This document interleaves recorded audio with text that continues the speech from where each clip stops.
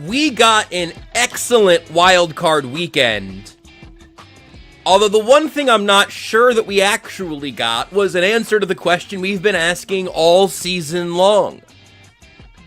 Is anybody good? Is everybody good? I don't think everybody's good.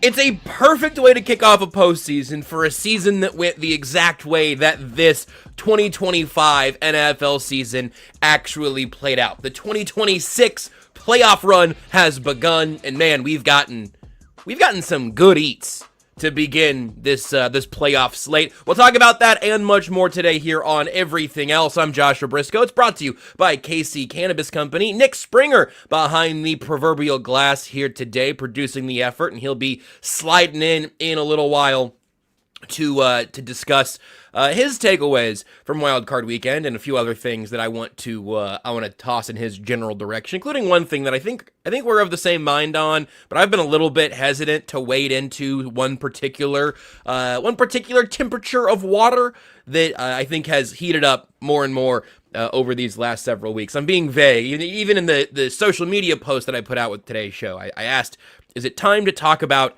name redacted? If you'd like to guess in the chat who I'm wondering if it's time to have that conversation about, you feel free. But in the meantime, let's talk about a couple of the things that we did see on the field and a couple things that have just been kind of bouncing around my head over the weekend with, for the record, no real Chiefs news to offer as of our live moment here right now today. No news on the coordinator front. No news on the interview front, one way or the other. Eric Bieniemy's team still out there playing. We'll see what that ends up bringing around. And yes, as VF is epic in the chat notes, the Anyone But the Eagles campaign was a success. Now begins the Anyone But the Broncos campaign. I was happy to see the Eagles bounced in the first round. No question about it. I will not pretend like that was not probably my strongest rooting interest of the weekend was bleep the Eagles, I guess. I would have taken an Eagles back-to-back repeat over the Broncos winning a couple of games in these postseason. Rooting against the Broncos is still my number one priority because, and I'm admitting here, that hasn't been my priority for about a decade. For about a decade, my priority's been go Chiefs. Well, we're on the other side of that cutoff right now, so it's bleep the Broncos, bleep the Eagles, etc., etc. I am kind of curious who, Seamus says, the conversation's about Seth, huh? No, we've been having that conversation for a while, and it's not about Nick Sirianni because I think that conversation is a relatively brief one. Hello, sir. What would you say you do here? I would love to hear. And actually, maybe I wouldn't love to hear it because I'm sure he's done this at some point in the podium or whatever. I'd love to hear Nick Sirianni's case for himself. It's not just like Super Bowl ring, and that's impressive. It's hard to do. That Eagles team is so confusing. So confusing. So I am kind of curious how everybody here in what I assume is a nearly... Seamus says, damn, poor Nate. It's very funny. The name redacted is not a person who I know personally, which is why it's tough. Look, I'd spill the beans on Seth and Nate here in a heartbeat. Anything for a few more downloads. Well, that might be like an April or May. You might get like the thumbnail might just be like it might just be big blown up headshots of me, Seth, and Nate, and it's just like, only weird games tell all. You'll know that we're like really struggling for off-season content if we go that route. But I tell you what, be interesting, I'm sure we'd have some things we could talk about. I shouldn't have asked you guys to guess, because now I'm seeing the guesses, and I do want to go through your guesses, but no one's gotten it yet, I don't think. So anyway, that's where we stand now. Of the things that stood out from Wildcard Weekend, I've got, Renee says it's not her. She would have no way of knowing. I had 3 things that stood out to me. 4 things, in fact, that stood out to me from Wildcard Weekend. And I might just kind of give you the shallow version of them here at the top, and then Nick and I will spend more time in them, and we'll kind of navigate through it as we go today. Thing number 1 is what I've already joked about that I think is kind of true. we're going to have a weird Super Bowl. We're going to have a weird Super Bowl champion, and we are going to have a season that we look back on, go, man, what happened in 2025? 2025, we got Bills Seahawks. That might be the least weird possible landing spot at this point. Because at least you go, all right, well, Josh Allen finally went on a run. I'm not sure the Bills are in a position to do that. I will tell you one of the other things we're going to talk about today is Kyle Shanahan, who is not the name redacted, because I just would like to underline his name. I know that Kyle Shanahan has gotten plenty of credit as a very good NFL head coach. I couldn't tell you off the top of my head times I've been more impressed with a head coach's job, the job that he did in recent years, than I have been with what Kyle Shanahan did this year. That's another topic that we'll dive into. I think that we are approaching the way that Patrick Mahomes is underrated by most of the NFL. I think we might be getting into that territory on Kyle Shanahan, where it's just like, man, maybe you're not the greatest head coach of all time, but what Kyle Shanahan has overcome, he's had talent around him. I'll list off his quarterbacks later. But injury-wise, I said this during the game, the Niners have just felt like a multi-stage video game boss year after year after year, where you kill them and you go, finally they're dead, and then they regain some health and you go, oh, it's one of those. It's a multi-stage boss. I gotta beat you again, and then you kill them again, and you go, all right, finally, and then their health bar fills back up, and you go, what the hell is this? What is this gold digger? This miner? This 49ers team? Why can't I kill this man with a pickaxe? Not with the man holding a pickaxe, or I guess you could kill a hypothetical 49er with a pickaxe. I'm guessing over the course of all of the gold rush that eventually there was gold miner on gold miner crime with a pickaxe. That probably happened. It's just really impressive to me what the Niners have been able to do time and time again while downwind of some sort of bad electricity. I didn't read the entire thread. There was an entire Twitter thread about how there's some sort of like electrical substation that is poisoning the 49ers practice facility. I didn't read the whole thing because frankly I got a couple tweets in and I thought, you know what, I'm going to let other people figure this out for me. But like if they were just hexed, if they had just been cursed by a witch, it would not be more surprising than just bad luck that they've had. And they've overcome so much of that. And they did us all a favor by eliminating the Eagles. Tip your hat to the 49ers. But whatever this end result ends up being, I guess Rams-Bills would be the one Super Bowl that you could look back on and you would say, okay, those weren't the best teams all year. Both wildcard teams at that. But maybe if those are the representatives, we can look back in 10 years at all of the Super Bowl matchups, and that won't stand out like the sorest thumb that most of these other ones will sort out like. And look, the Panthers had a chance. The Bears beating the Packers, a down-to-the-wire game. All of these games until the finale last night, all down to the wire. Excellent, tense football, even if it wasn't clean football or dominant football. There are plenty of good football teams here, but I just think they're all that. I just think they're all good football teams. Good stories, good runs, good quarterbacks, good defenses. But this is where I can bring it all back to the Chiefs, all of these sidetracks notwithstanding. None of these teams are going back-to-back. None of these teams are going to be in the Super Bowl 3 years in a row. None of these teams are even in a place where with a Super Bowl win, I'm all that convinced that they would be runaway favorites to win it again next year. Stafford could win and retire. Josh Allen could be eliminated in the divisional round. The Broncos could win every game 40-0, and I would pick against them in the AFC West next year. I've planted my flag too deeply to be moved at this point. The Patriots are good and impressive and just choke the life out of the Chargers. They could win it, be the favorite again next year, miss the playoffs. And that's just kind of how the NFL normally turns. The only reason that that's not how every year has felt for the last 15 years is Tom Brady and Patrick Mahomes. Those are the reasons that we just haven't felt chaos, parity, the thing that the NFL points toward. And again, we've talked about this many times over the course of this season because it finally got the Chiefs. And this isn't all a bunch of like Chiefs excuse making. I just think it's just a good excuse to look at what went wrong. You pick at the end of the draft, you get worse players. You pick at the top of the draft, maybe you get the quarterback that gets you there. You don't have to think Caleb Williams is top 5 to acknowledge that J.J. McCarthy's not in the playoffs with the Bears. Frankly, same could be said for Bryce Young, who I still have some reservations about, but the Panthers pick at the top of the draft enough, they move up and get their guy. Playoff team, bounce in the first round, that's the story of a fringe playoff team.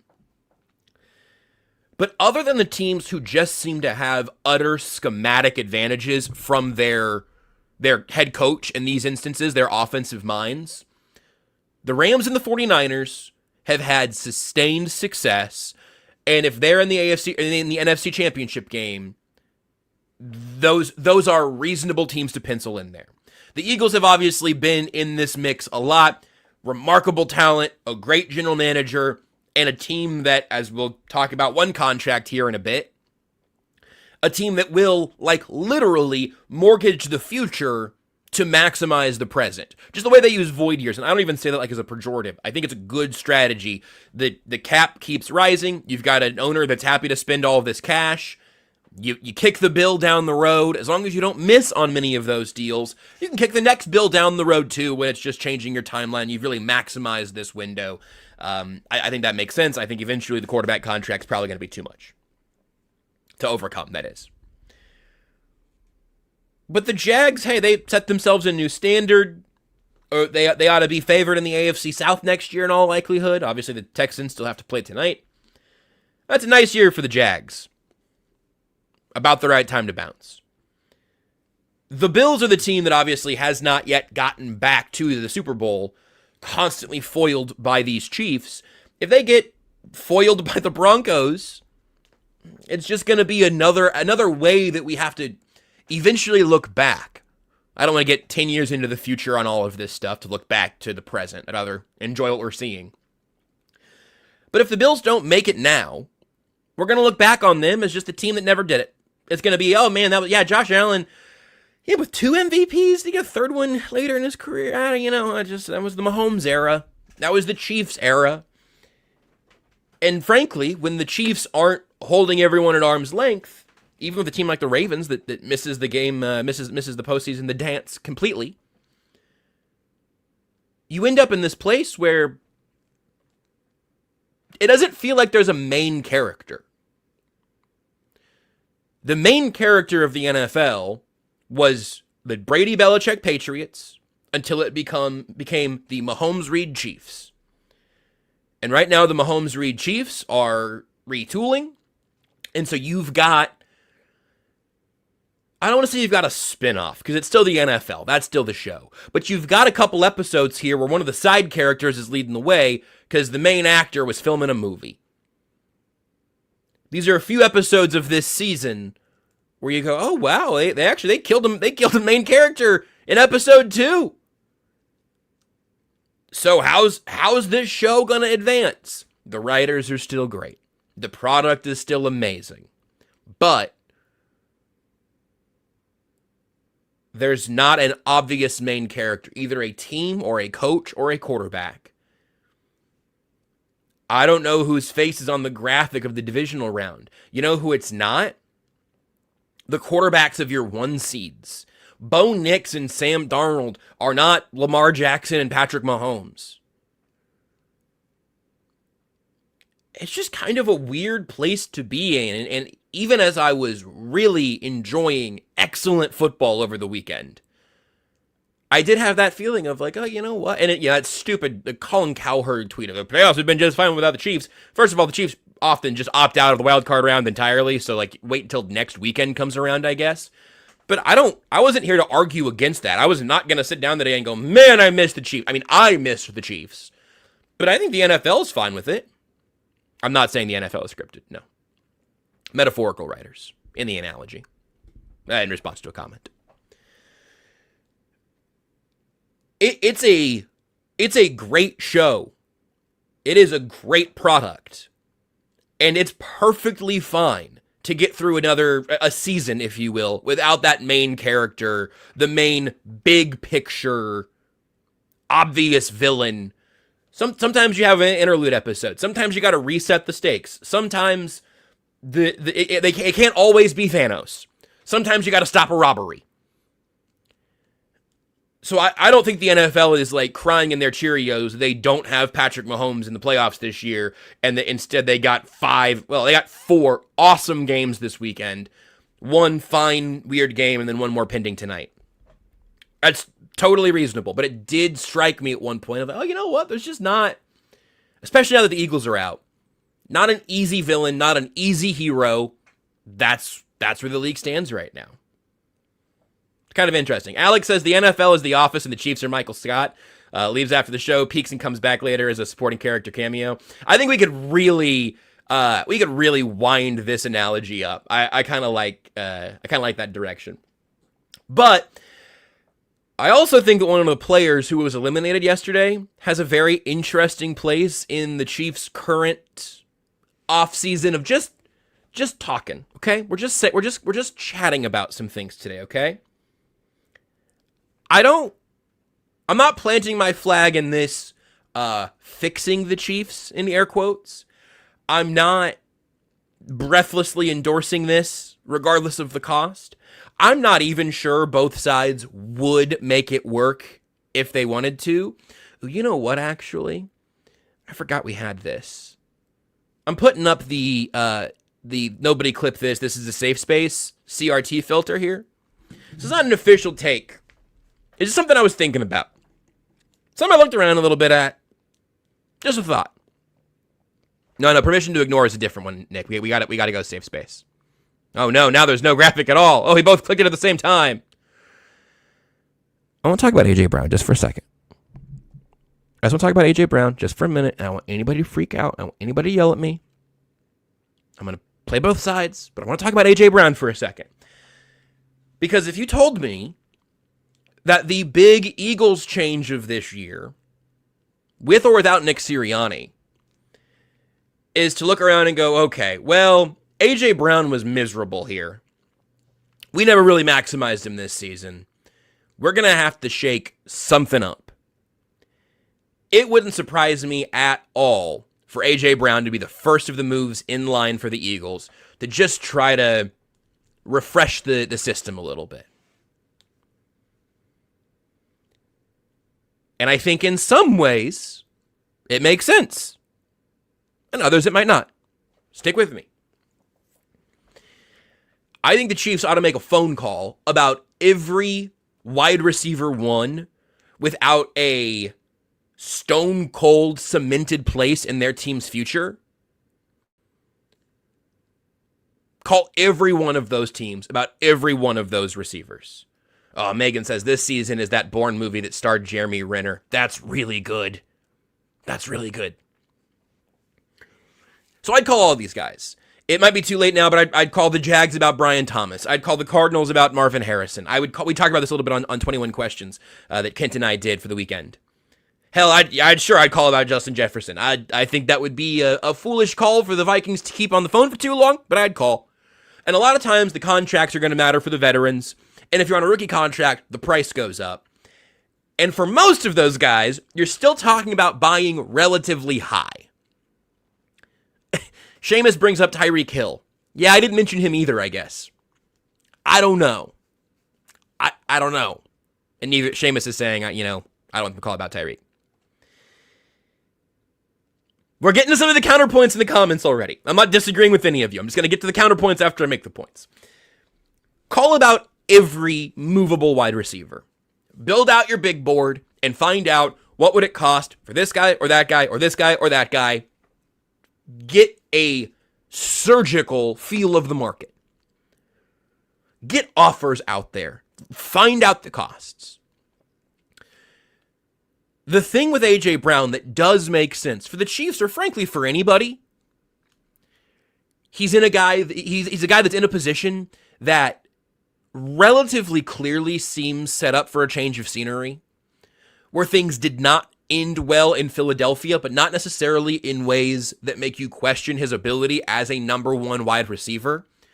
A crushing drop in a playoff game is kind of perfect, because I don't really think that's going to be A.J. Brown for the next 5 years, but you can't get a number one wide receiver with no baggage while being able to buy low.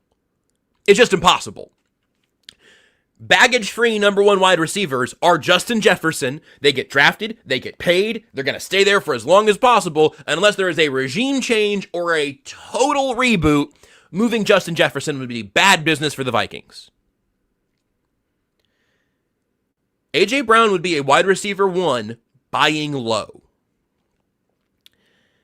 I also think you can make the money work. Another point on behalf of why this works. Again, we're going to play both sides here. His base salaries the next 3 years are all around $1 million, with the cap hits coming in prorated bonuses. The Eagles' contracts are insane. He's got 5 void years, and then I think that would make him easier for a team to take that contract, but it could be more punishing and more painful to the Eagles to actually move him.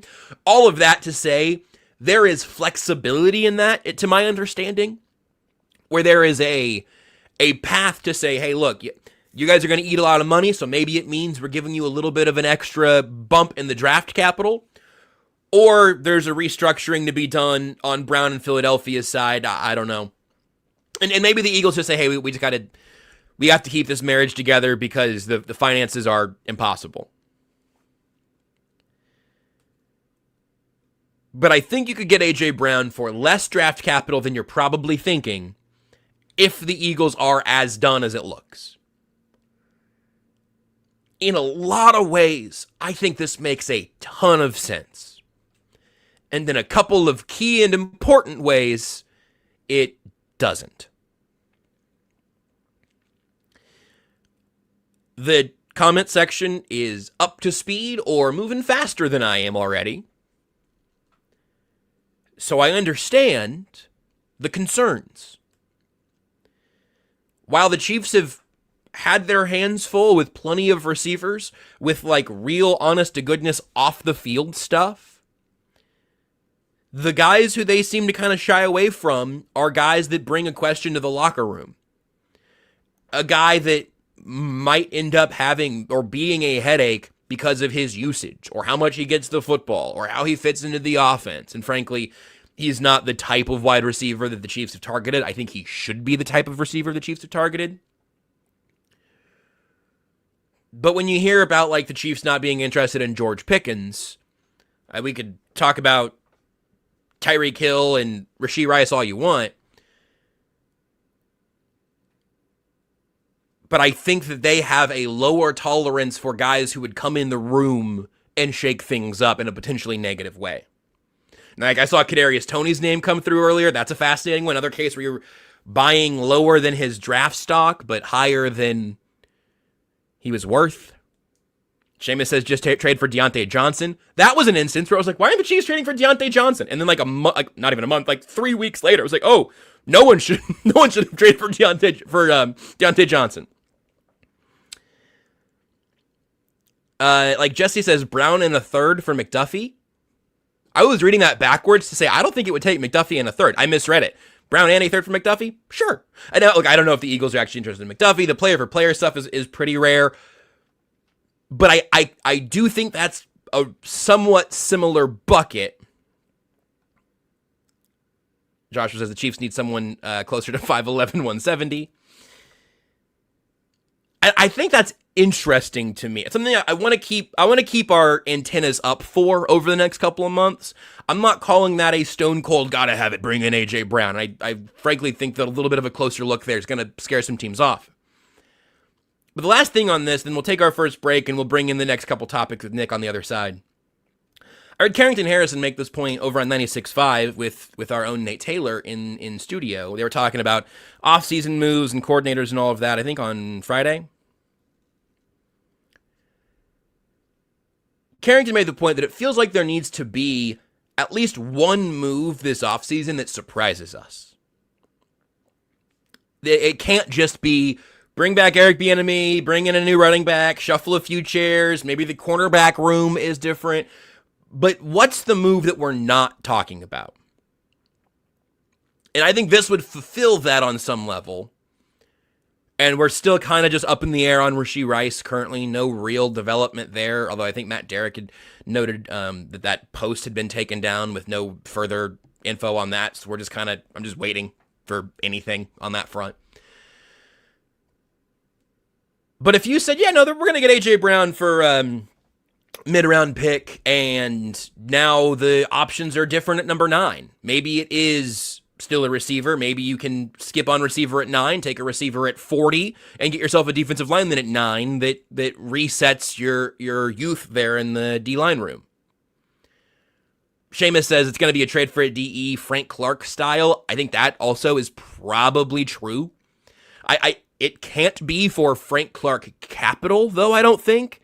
Partially because you've already paid a contract to George Karlaftis. You're still paying Chris Jones. Or is it just going to be signing Boye Mafe, which after the trade rumors of this deadline wouldn't surprise anybody? That doesn't qualify as a surprise move. Is it Boye Mafe, Breece Hall, Carnell Tate at 9, and Eric Bieniemy? Or is there a curveball somewhere? I think that's a really, really interesting question, and something that we'll continue to talk about for much of this offseason. You know where you're never going to get a curveball, or at least never going to get a curveball that you don't want? Maybe you'll get a pleasant curveball over at Kansas City Cannabis. You can check them out at kccannabis.com. Of course, for adult use, only 21 and over. Kansas City Cannabis is crafted for Kansas City by Kansas City. They are locally owned and operated with 5 KC area locations in KC North, Blue Springs, Kearney, Excelsior, and Lottawanna. Talk about this every time because I do think it matters. You want to go in and get expertise. You don't want to just go out there and just trade for a bunch of wide receivers you've never even heard of. Think, we're just going to get every receiver over 6'3", and I'm just going to hope things work out. That's a bad way of doing business. A good way of doing business is to go to KC Cannabis and to ask the bud tenders what's right for you. Maybe you're a newbie. You don't know what you want exactly, but you know you want to start that process and learn some things about the cannabis industry and the products they have at KC Cannabis. Go there, ask the bud tenders, and they will point you in the right direction. Maybe you're a veteran. Maybe you want to go in and just peruse the best selection in the city. You can do that at Kansas City Cannabis. Check them out online at kccannabis.com. Looking for premium products in Kansas City? Whether you're new to the world of dispensaries or a seasoned enthusiast, we've got just what you're looking for. Proudly Kansas City owned and operated, with 5 convenient locations in Kearney, Blue Springs, Excelsior Springs, KC North, and Lake Lottawanna. And our knowledgeable team can help educate and guide you so you can feel confident in every choice you make. Come see for yourself what makes us the most trusted name in Kansas City. Joined now by producer extraordinaire and a man with his high-quality microphone closer to his face than ever, Nick Springer. Nick, how are we feeling after a little Wildcard weekend? We didn't see each other this weekend for the first time since the bye week, and I missed covering a Chiefs game. I enjoyed watching playoff football at home. I did as well. Yeah, made an adjustment by the way. Got a little mic stand set up here. Got the mic beautiful closer. It looks great. So yeah. Shout out to the production team for getting that put together. I also thoroughly enjoyed this weekend of watching football. It was quite pleasant, honestly. The football was good. The games were fun. I didn't really miss the Chiefs, to be honest, until I started seeing people being like, "Oh, isn't this so great that the Chiefs aren't here?" And then I was like, "You guys are so annoying! Like, oh my god, bro! Like, what?" I don't even. Yeah, so that pissed me off. But other than that, it was a pleasant weekend. Obviously, the Chargers chargered to cap it off, which was great. Justin Herbert sucks. We need to totally reset the conversation on Justin Herbert. Stop saying he's good because he's not. The Chargers are going to go 10-7 next year and lose in the wild card round again because that's what they do. And that doesn't mean that Justin Herbert's a good quarterback. So that's what I'm here to tell you. And listen, I don't care about, his O-line sucked. The O-line was fine for the first part of the game. Now, later in the game, Herbert started seeing ghosts and it was a disaster. But the O-line was not the issue for him early in the game. He just sucks. I can't believe we opened with an anti-Justin Herbert take quake. I wasn't prepared for I should have been. By the way, I should have been. By the way, I just want to make it very clear. That is not my take quake that I texted you about. I have a second. You have another stronger take quake? Justin Herbert sucks. Take Quake is not even that strong of a take Quake. I don't think that's like a 2.5 take Quake. I feel like. No, you're probably right, and I don't know if it's the hair or the way they play or whatever, but I'm gonna probably be a year late on Justin Herbert if I have to be. Like I was a year late on giving up on Trevor Lawrence, and then this year Trevor Lawrence looks good, and it's like holy smokes, here we go, and then they still get bounced anyway. So I will never quit. I will never quit Justin Herbert, and I understand that maybe I should just start. As long as I can quit him by January every year, I'll be fine. Josh, Justin Herbert has played in 3 playoff games. Yeah, the worst choke in NFL history against the Jaguars. Bad. Yeah, 4 interceptions against the Texans last year. Not good. And then last night, in 3 which points. he seeing ghosts and did nothing. Yeah, it's not. No, listen, those games were not great. I must hold a larger sample size for Justin Herbert. I like watching him play football. I enjoy it, and I believe in him, and I'm wrong a lot, and that's okay. You can do all of those things. You just have to accept that he's never going to get past the wildcard round. Look, Bo Nix is in the divisional round already, so like weird stuff happens. I don't know. We at some point we'll do like an off-season quarterback re-ranking, and we're just gonna see where our heads are at, because there's gonna be some weird stuff in the like 5 through 30 range. Honestly, I'm not putting Herbert in the top 10. If you have me as a part of that, he's not in my top 10. It gets thin. You start making choices about quarterbacks who. Here's the thing: is I think there are like. At this point, I think there are like 6 top 10 quarterbacks. It's like with first round grades where it's like, well, you got to have 32 first round grades. There aren't 32 first round players. Guess who's not one of those 6 top 10 quarterbacks? Justin Herbert. Okay, well, I know that we're on. I know we're on the same page here because we texted about it a little bit. Here we're gonna do this because we didn't make a graphic for Kyle Shanahan, but I wanted to talk about Kyle Shanahan a little bit because. I don't know if this is, I don't think this could be a take Quake. I think this is just a take agreement. Kyle Shanahan, since becoming the head coach of the San Francisco 49ers, here are the quarterbacks who have started regular season games for him. Brian Hoyer, CJ Beathard, Jimmy Garoppolo. Nick Mullins, CJ Beathard, Jimmy Garoppolo. Jimmy Garoppolo. That was 2019. 2020. Nick Mullins, Jimmy Garoppolo, CJ Beathard. Jimmy Garoppolo, Trey Lance. Jimmy Garoppolo, Brock Purdy, Trey Lance. Brock Purdy, Sam Darnold. Brock Purdy, Brandon Allen, Joshua Dobbs. Brock Purdy, Mac Jones. Hey, look, I think Brock Purdy's fine. I think he's a respectable quarterback. I don't think he stinks. I don't think he's great. Kyle Shanahan's been winning football games and divisions and getting to the Super Bowl at least with those quarterbacks and 50 players on IR every year. And not just randos. It's always gut-wrenching. There are always 5 devastating injuries. Their wide receiver room is demolished. Brandon Ayuk is speeding down the highway, not playing football. It is the degree of difficulty is the thing that stands out to me. If you wanted to rank NFL head coaches, it's really hard because there's so many things that go into it. And Dan Campbell would have been in everybody's top 5 2 years ago. And right now, I don't know that he is. Both Harbaughs might have been in the top 5 a few years ago. And one of them's looking for a job, and one of them is never getting out of the divisional round or out of the wild card round. Thank you. I don't know where I would... If you're saying I'm starting a franchise right now, I'm the general manager, and I have my pick of head coaches across the NFL... There is a damn good case to be made for Kyle Shanahan because it just seems like he can succeed under the toughest possible circumstances. I'm just so impressed by what he's done. Yeah, I don't even think it's a debate. I think Kyle Shanahan's pretty clearly the best coach in the NFL today, January 12th, 2026. I think he's the best coach in the NFL. I don't think even there's any question about it at this point.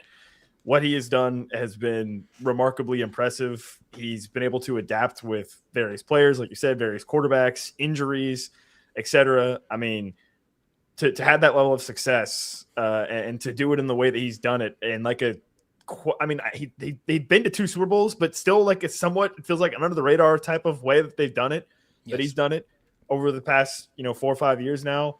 It's not even a debate in my mind. I think he's definitely the best coach in the NFL, and that was, I think, proven again over the weekend against the Eagles because Sirianni is doo-doo and Shanahan's the GOAT.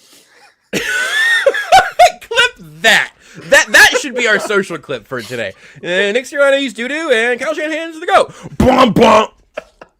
Like New Heights style, slam the locker door.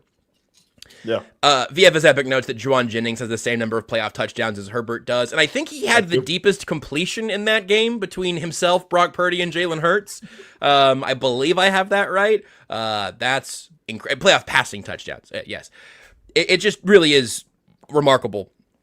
And then Jason mentions, like, Shanahan makes me sad that we can't concede with Reed and decent wide receivers and Patrick bleeping Mahomes. I do, and look, there's a bunch of factors that go into this, but that is one thing that I look at when it's like, when I celebrate the degree of difficulty. Because look, hey, maybe Sean McVay is just as worthy of that conversation as Shanahan. Maybe Kevin O'Connell is in that conversation. And obviously, Andy Reid has had the most success of any active head coach by a mile. Except for that famous collegiate coach at North Carolina, but I'm talking about active pro head coaches, not who? the guy the championship caliber program builder at North Carolina. Wait, Jordan, what's her face's boyfriend? Yes, yeah, isn't that crazy? Yeah, Haley Steinfeld's boyfriend just won a playoff game, and Jordan Hudson's boyfriend's a very accomplished college football coach. Can you believe that Haley Steinfeld's boyfriend is not going to be at the Golden Globes when she gives a speech or presents something? Like, that's crazy. That's ridiculous. It's like they don't even love each other. Support your spouse. That's unbelievable. Truly. Isn't she pregnant? Is she pregnant? I don't know if I have that right. So. Yeah, I think she is. Right about that. I think she is. Bad father. Josh Allen, bad father. Spouse, and you're not even going to be there when you present at the Golden Globes. The Golden Globes. It's a PR relationship. Or is it I don't even know award shows. Am I saying it? Is it the Golden Globes? I think it was the Golden Globes. Okay. Yeah, I used to kind of care about award shows, and I care deeply about media. Not in this case. They got married. Bad spouse. Sam Wahlberg is right. They got married. They're not. It's not even. They're not even boyfriend girlfriend anymore. And Madison Beer's boyfriend can't win a playoff game. Madison Beer's boyfriend will never get out of the wild card round. True. Exactly. Everybody's got their cross to bear.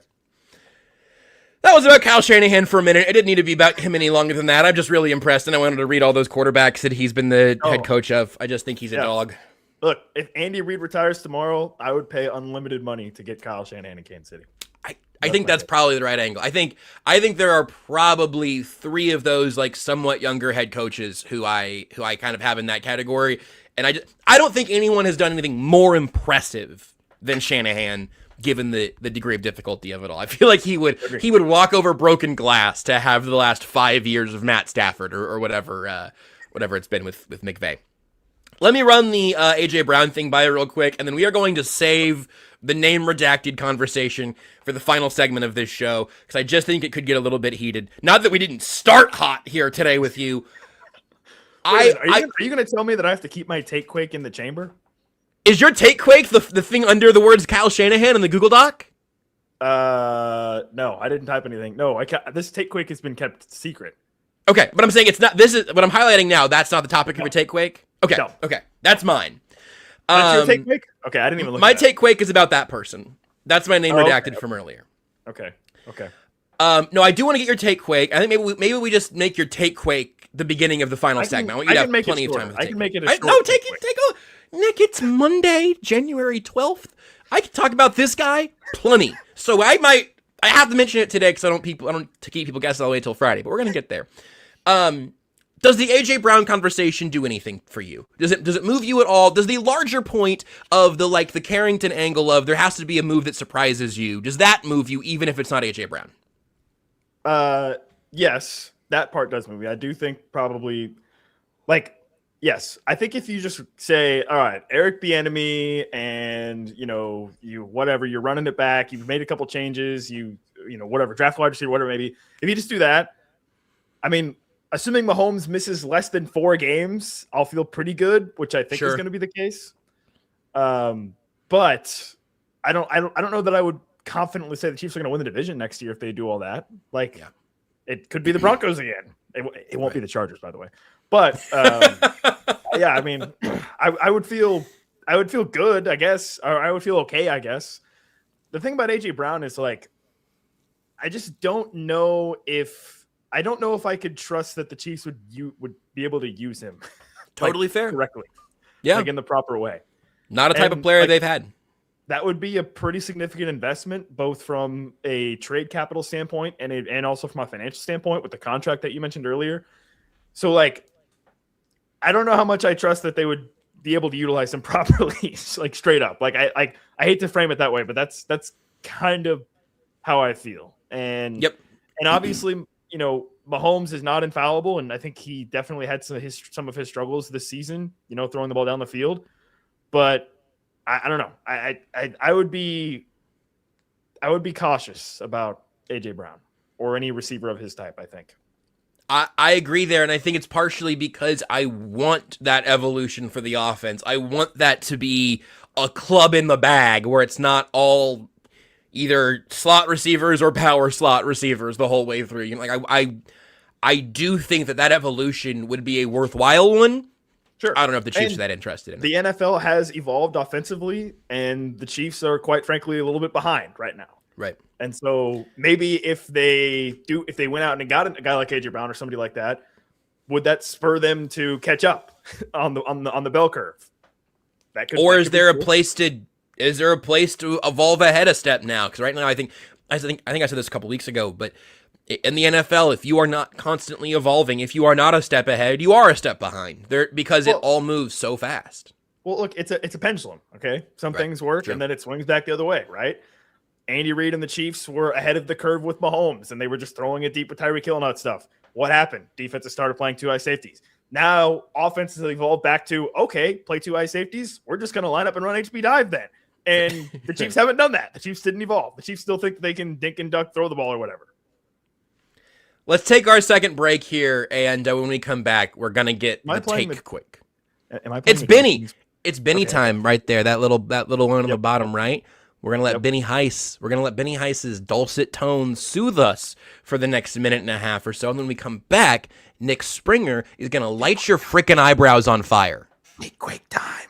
Hey, what's happening, people? It is Benny Heiss, KCSN betting analyst. And while the Chiefs may not be in the playoffs, that doesn't mean there is not plenty of action to go around for the rest of you that are still crazy fans of the National Football League. And with DraftKings Sportsbook, an official sports betting partner of the NFL, it makes every playoff moment feel bigger. So whether you're looking at individual matchups in the wild card or for a possible Super Bowl matchup or for futures come postseason time, DraftKings has your back. And they also have your back with early exit protection. If the player in your eligible NFL prop goes down at any point in the first half, guess what? You can still get paid in cash. What an opportunity. What a way to be able to enjoy the playoffs and not worry about anybody that you include in those props going down, especially early on, and ruining the rest of all of your legs. So here's what you do. You download the DraftKings Sportsbook app, use the code KCSN, that is code KCSN, to turn $5 into $300 in bonus bets if your bet wins. In partnership with DraftKings, the crown is yours. Remember, if you have a gambling problem, call 1-800-GAMBLER. New York, call 8778-HOPE-NY or text HOPE-NY. Connecticut, call 888-789-7777 or visit ccpg.org. On behalf of Boot Hill Casino in Kansas, wager tax pass-through may apply in Illinois. You must be 21 plus in most states. Void in Ontario. Restrictions apply. Bet must win to receive bonus bets which expire in 7 days. Minimum odds required. For additional terms and responsible gaming resources, see dkng.co/audio. Limited time offer. Time to let the spring dog hunt. Let the spring dog eat. It's time for the take quick. What's the take? Ladies and gentlemen, we are being held hostage right now. NFL coaches, they are being held hostage by these stupid analytics nerds. Oh no, I gotta leave. We need to stuff them in the locker. Okay? I watched several games over this weekend in the playoffs. I'm going to make you full screen. Coaches went for a fourth down situation when they probably should not have. Because the stupid analytics nerds say, oh, yeah, you should go for it every time. Why? Because we think you're going to get it every time. Oh, okay, great. It's a positive feedback loop. It's stupid. Okay? Now, let me give you two examples from over this past weekend. Let's go back to Bills-Jags. Bills-Jags. Jags get the ball. It's like a 4th and 2 early in the game, early in the first half. Instead of kicking a field goal, which I believe would have made it 10-3 Jags at that point, they instead opt to go for it on 4th down. They fail. Now, you know what happened after they failed? The Bills proceeded to go on a 92-yard touchdown drive to take the lead. Oh, and by the way, from the moment that the Jags failed that 4th down, for basically the rest of the half, they had like -4 yards of offense. Same thing happened last night. Chargers and Patriots. Chargers get an interception. Oh, great. Chargers are in the red zone. Fantastic. First and goal from the 10. They get stopped. It's 4th down. What do? They decide to go for it. They get stopped. You know what happened? The Patriots went right down the field, and I think kicked the field goal, actually. But they went down the field and scored. Okay? And from that moment forward, the Chargers offense did nothing. Okay? I am here to tell coaches, you do not have to go for it every time it's 4th and less than 5. I am not totally anti-analytics, okay? And I'm not totally against going forward on 4th down. But especially in the playoffs, just take the freaking point sometimes. Because momentum is a very real thing. And sometimes when you fail on a 4th down, it flips the script of the game.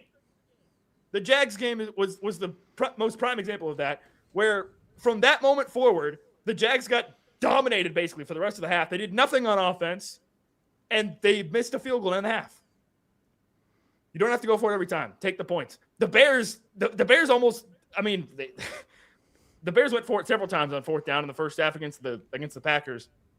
The Packers luckily did not take advantage. They ended up missing a field goal in the first half, too, that maybe could have potentially buried the Bears then. The point being, you don't have to go for it every time on 4th down, especially in the playoffs. Sometimes it's just easier to make the points because you are gifting defenses by allowing them to give you 0 points when you don't get it. And I'm just telling you, with the analytics, it's a positive feedback loop. Of course, the analytics are going to tell you to go for it because the analytics think you're going to get it. So of course they're going to say go for it because they expect you to get it. But that doesn't happen in the playoffs. Okay? I'm just saying. I'm just telling you. That is my take, Wake. What about when the analytics say that they shouldn't go for it and they go for it anyway? Is that still the analytics' fault or is that the coach's fault? I think that happened a few times in the Bears game at least, where it was like, this is definitely not an analytical go, and they're going for it anyway. The Ben Johnson one. How do we roll on those? But the Josh, you're missing the point here. Josh, you're missing the point here. The analytics brainwashed him. Okay. Okay. The analytics. I'm not gonna say that actually. Go ahead. They brainwashed him. That is my take. But actually, it's not even a take quake. The take quite simply can be distilled down I've been quaked. Points. I've been quaked by the take. It's a take quake. That registered on the Richter scale. It can be distilled down to a very simple philosophy. Points are better than no points. See, that's the kind of thing that makes it a take quake. Because you could have just said, take the points more often. If you would have said, hey, look, here's my take quake. Take the points more often. That's not a take quake. That's an opinion. What you did, Nick, was you brought a take quake. And next time you have a take quake, we're going to make a graphic for it. We're going to have, it's just going to say, let the spring dog hunt. Take quake. I mean, just watch the games. When you get stopped on 4th down, it can derail an entire quarter or an entire half, potentially. I'm just telling you. And the eyes don't lie when you watch the games. You know whose eyes might be lying? Here's my final thought for today. We're going to safe space. Okay, I don't want to talk. I don't want this to be a thing. Nick and I have a similar game day viewing experience during the Chiefs season. Most of the time, we are either not home for the CBS afternoon game, or the Chiefs are playing in the CBS afternoon game. So I have seen these tweets, and I have seen the Chiefs have some bye weeks. The Chiefs played some Mondays and Fridays and Thursdays and whatnot. So I've been here. I'm not blindsided by this. But it was made, once again, incredibly evident yesterday. I really don't enjoy, criticizing broadcasters. Because in some forms or another, we are broadcasters. We are media members. We try to bring you a good experience on game day. We try to bring you a good experience throughout the week. I much, much, much prefer to highlight the good rather than to point out the bad. Somebody's gotta talk to Tony Romo. I know, you know, everyone who watches knows, people on Twitter know. It feels like there's an awful announcing story every NFL week, just rounding up like 15 people who talk about the largely agreed upon fact at this point that Tony Romo is actively distracting from the football games. And it's not in the same way where he was kind of distracting from the games when he first became a color commentator, because he's trying to call out the plays, and sometimes he's right and sometimes it's not, but it's like interesting and exciting, and it feels like he's engaged with the football game that's happening. It's mostly grunting noises and vague analysis that doesn't really seem based in very much, and like weirdly grandiose attempts to set the stage while like comparing your game to the Panthers-Rams game that also wasn't an upset and also didn't end in a Panthers win. It has become exceedingis strange, like to the point where irresponsibly I'm thinking like, is there something we don't know? Is Tony Romo like doing okay? I don't know if it's a preparation thing or a feel for the moment thing. He's been stepping on Nance's toes for a couple of years now, it feels like. But it has gotten to a point where it is actively distracting and taking away from the game we're watching, where Romo's kind of a main character of the broadcast now, not in a flattering way. And I have my own Troy Aikman story. So I put him into a little bit of a different category. I don't hate Joe Buck. Not that I hate Troy Aikman, to be clear. I set that up like, Troy Aikman's over there in a category of his own. I don't hate Joe Buck. I don't hate Troy Aikman. I can't think about his analysis without thinking about roughly 33% of the life that we've shared. But like, people hate Joe Buck because of Madison Bumgarner. I think Joe Buck is doing his best, and he's not always the best play-by-play guy, but like, he's a professional. Chris Collinsworth gets on people's nerves, and people are mad about the Juwan Taylor thing, but Chris Collinsworth loves the thing he's watching. Chris Collinsworth will absolutely sing the praises of Patrick Mahomes and Josh Allen and Joe Burrow and Lamar Jackson, because he wants to be excited about the quarterback play and about the teams and about the big stage that they're on in prime time. I think Mike Tirico, is a good play-by-play guy. I think he is a good, relatively, and I don't mean this as an insult. I would hope he would take this as a compliment. He is a good, like, base coat of paint for an NFL game to be painted over, where he's not the story, and you can be the story as a play-by-play guy or a color commentator. You can elevate the game, but the main thing I just would ask for is that you are bringing the energy, that you are excited for the opportunity you have this week, and that you put in the work in the week leading up to it, that where you can talk about this game in an educated fashion. And man, Vieves Epic says Kevin Harlan needs to start hosting workshops for all the other commentators.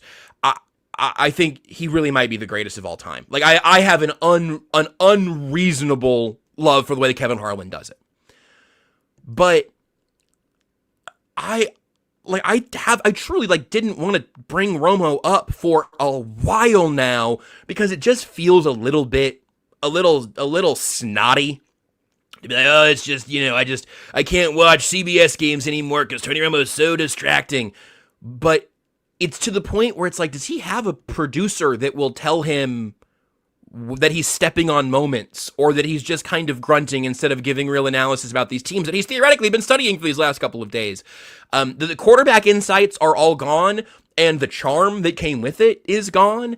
And I don't think it's like a lost cause. You can get better. I'll say this. I think Tom Brady has graduated to pretty good. I don't think he is $40 million a year or whatever. I don't know if that's even the right number. I don't think he's God's gift to color commentating at this point. But if you told me that 5 years from now, Tom Brady would widely be regarded as one of the best color commentators in the booth, I'd believe you, because it feels like that's the way he's kind of attacking it. And I was not impressed by Brady out of the gate, which makes sense. He hadn't done that before. But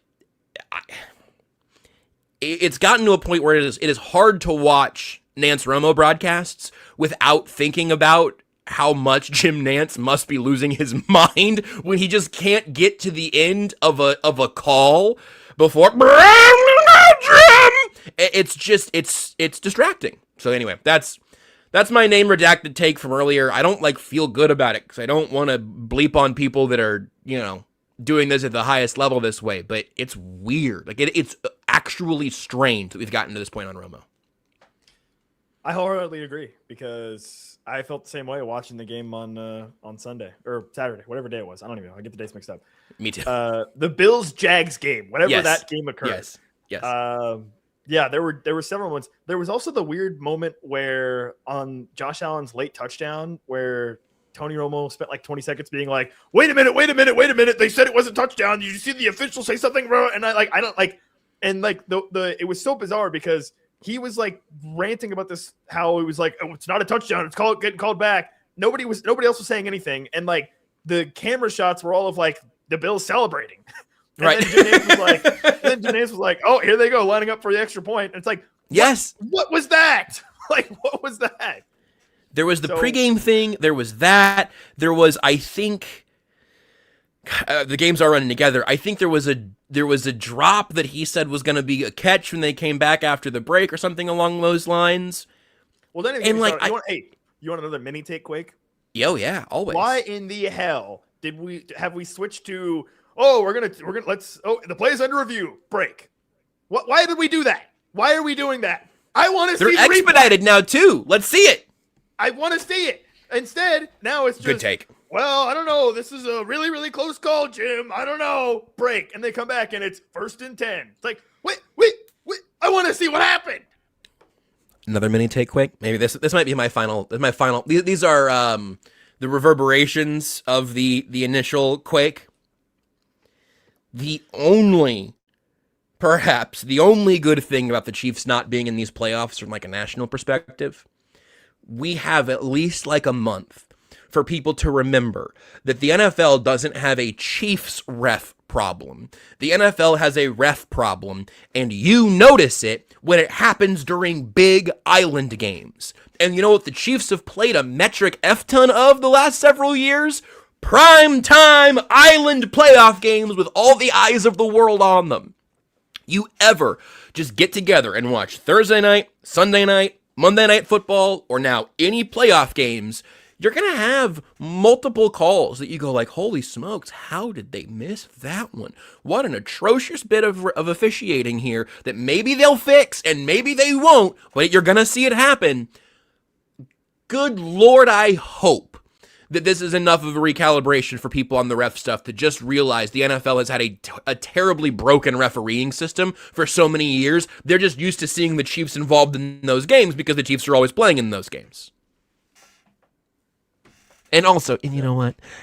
I've had about enough of. Here's one more. Here's a last little Richter bump for you. I've had about enough of the officiating experts in the booth. Okay, a couple of them can stay. I appreciate. I'll give Troy Aikman a little hat tip on this one. How about this? New year, same me, but I'm going to give Troy Aikman a hat tip anyway. I appreciate that he has been openly vitriolic towards Russell York in their booth. I think it's York with them, right? Yeah. Where he was anytime it's all right, Buck's well, let's get a check in here from Russell, and York will just say something, and then Aikman will go yeah, I don't know. Thanks, Russell. It's just, I appreciate that because I think we need a little bit of that bullying back because the 9 times out of 10 they're just there to agree with whatever the ref said on the field. I feel like. Well, and listen, I don't want to hear more from refs. I want to hear less from refs. Yes. That's both on the field and in the booth. Yes. I shouldn't. Gene Steratore should not be speaking more than Jim Nance for 5 minutes over the course of the game. I don't know, Gene. Gene, was that a first down? Gene, was that a catch? Gene, was that a proper step back? Gene. I think, here's my hottest take of the day. Now, this is getting mean, but it's at the end of the show, so hopefully no one's going to remember that I said this. I think a Nance Steratore booth would probably be an improvement right now. And I'm not really kidding, because I feel like Jim Nance could just talk and let the audience breathe, get some crowd noise up in there. Love some crowd noise. Nance doing play-by-play getting a little bit of time to cook in between some plays here and there. You go to Gene every once in a while. We go down to the field for Tracy. Tracy, what do you got? I don't know, Nick. It might be an improvement. It would at least be less distracting. I don't know, just a thought. I think it was Verderame and Tucker that said on that football show that maybe they slide Romo into the studio role that Matt Ryan just vacated because he's now the president of football or whatever for the Falcons. I don't know, CBS. I don't know. Yeah, because honestly, anyway. A guy who actually I think does a pretty good job, J.J. Watt. I think J.J. Watt. J.J. Watt, that's Watt also, and Eagle, right? They're the booth. Yeah, and also whatever the hell hair routine J.J. Watt got on. Oh, we talked about this. Nick and I have talked about this a number of times now. I don't know if he got work done or if that just been hiding under there. Where did that flow come from? Dude, there was a... This is the end of the show. That I missed it at some point? And maybe he did. Like, if he did, just let me know. Let's get the number. If he did go to Turkey, I fully support it. I just want to be very clear. I'm not judging anybody for going to Turkey. If you did it, more power to you. Because it looks good. But just shout him out so we know who's figuring it out in Turkey. I'm guessing we don't have J.J. Watt money to make that happen. But or again, maybe he just let it grow and he's just been a buzz cut guy. So I don't know. I haven't done the research on that. But I can't remember what the exact circumstance was. But it was some point during or before the pregame show. And J.J. Watt came up on the TV, and I turned to Nick, and I said, J.J. Watt, look at how handsome J.J. Watt is today. Yes. The beard was perfect. The flow was genuinely excellent. I don't know. And so, so did John Cena, did he do the transplant thing? VF is Epic mentions that in the chat. I know John Cena suddenly has hair now. I don't know if that's a public thing that he's done. Joel McHale has talked about going and getting his hair redone multiple times. Joe Buck talked about it. Yeah. But I don't know what the JJ Watt thing is. I would ask him that privately but if he doesn't want to talk about it, that's fine. But regardless, I would watch an E60 about JJ Watt's flow development. At least a little side short or something. Give me 10 minutes on JJ Watt's hair care routine because he has figured it out. And listen, you have to tip the cap to the CBS makeup people as well for the beard stuff and everything. Great job to those people as well. It's a good point. We here at KCSN, we are just simple, humble servants of the people. We're with you here. Receding hairlines, bad makeup. We're here. We are a company of the people. And for all the things that I will heap praise on the Chiefs Radio Network for, they have never offered us hair or makeup, at least to my knowledge. No, so, that's the face for radio and whatnot. The idea of a face for radio never predicted the rise of live streamed video podcasts. That was a huge plot twist. Huge whiff. VF says, I guess Cena has been very open about it. So there you go. Yeah, look, when you have the money to get the good work done, get the good work done. Let's and maybe eventually you can be an upgrade in the number one booth for CBS. I love Harlan and Trent Green. I really like Eagle and Watt, and I think Jim Nance is great. So that's the end. That's my analysis on the top three CBS booths. Jim Nance definitely still has his fastball. There's no question. I think he does. Yeah. Boy, I tell you what, this it also would be a little bit uncomfortable, I think, to do, just because again, I don't really feel like just bleeping on anybody. But if we did a conference realignment for NFL broadcast crews this year, that feels like a bit that we could do of all right, we're just gonna fantasy what's the new lineup for Amazon, what's the primetime lineup here there. Crazy thing might be that I don't know that I might leave NBC alone. I don't know. I'm going to think about that some. I'm going to think about that. Yeah, what you said about Tirico, I would say I think Tirico is fine. I think he's just and what you said a little bit, I would agree. I don't mean this in a negative way, but he's just a very bland, run-of-the-mill, he's vanilla. It's a good flavor. Yeah. He's vanilla, yes. Here's the football game. Here's Sunday Night Football. You are here to watch Sunday Night Football. I'm here to say what's happening on the field, and I'm going to do it well. Yes. Thank you, Mike. You're a professional. He's not gonna take a B game to an A game, but he will. He'll keep an A game in an A game. He's not dampening it. 100%. I'm not going to say anything about any of the other older play-by-play folks we're Al thinking Michaels about. retired. And that'll do it for today's show. Thanks to Nick Springer for bringing the take quakes left and right today. Thank you for hanging out with us in the chat or listening to everything else, wherever you get your podcast. Plus, you can read the newsletter and get our links from the day's shows over at jbbriscoe.com. They'll take you straight to the Substack. And thanks to KC Cannabis Company for sponsoring the show as always. That does it for us here today. We'll be back on Friday. Maybe there'll be some more take quakes. We'll look ahead a little bit to the divisional round. Plus, of course, I'll be on Only Word Games Tuesday and Thursday. Nick, anything you want to plug? Yeah. How's Kansas basketball doing? Is it normal and regular?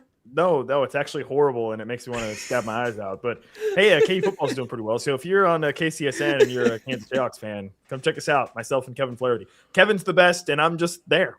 So nobody heard your take quick today and is buying the idea that you're merely there. Look, are you the Tony Romo to Kev's Jim Nance? That's for them to figure out. But you are more than Josh, just we need there. to end the show. A spider is climbing on my wall, and I'm scared. I wondered what you kept looking. I was like, do you have a TV up there? There's a spider that has been climbing my wall like the last 5 minutes, and now it's above me, and I'm scared. What size spider would you say? It's pretty decent size. I'm gonna get up and kill it right now. Actually, we're gonna keep the show rolling. Quarter or dime or 50-cent piece? Hang on. Well, it's not. I wanted it to just fall. Oh, I missed. Oh, there we go. I got him. Oh, he's still alive. Oh my God, he's falling. This is horrible. I think I killed him, but he's still. we have problems, Josh. Bye, Mom. Can you end the stream, or do I have to? Yeah, I'm gonna figure it out. Don't worry about it. You get that spider. We got it.